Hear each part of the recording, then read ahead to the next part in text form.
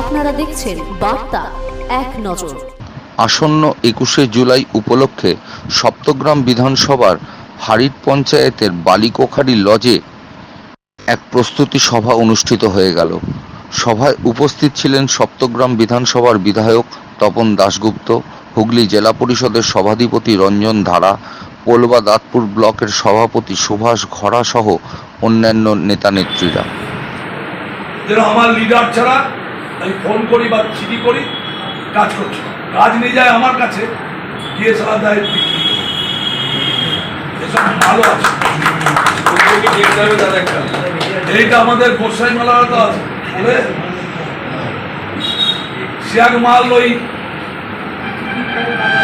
তাদের আমার অনেক একটা মাল আছে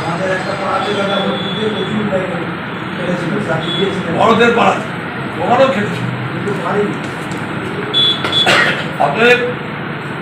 আর আমি নেপুকে একটা কথা, নেপু দেয় ওদের একটা দিন ছিল, আমি বলতাম 21 তারিখের আগের 5 দিন ভিক্ষে কর, বাড়ির মাদের গিয়ে প্রণাম করে বলবি 10 টাকা করে রুটি করে দিত, আর একটু আলু ভেজে দিত, সঙ্গে নিয়ে যেত আসার দেখে।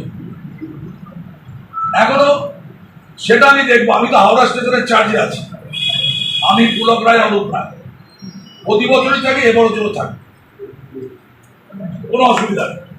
কিন্তু একটা কথা বলবো যে সুভাষ যেহেতু সভাপতি আছে, এই ব্লকের ব্যানারটা সামনে সুভাষ আসবে সামনে, কারণ ওখানে সমস্ত স্টার থেকে শুরু করে ভারতবর্ষের অনেক জায়গায় আমরা শেষ হয়ে গেল, চলে আসি কর্মীদের সঙ্গে দিয়ে আসবে প্রতি বছর।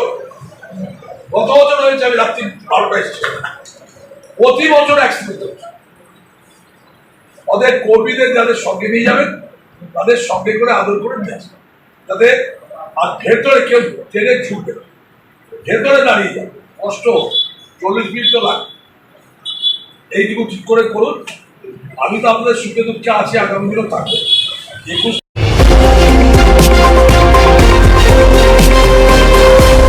আপনারা দেখছেন বার্তা এক নজর।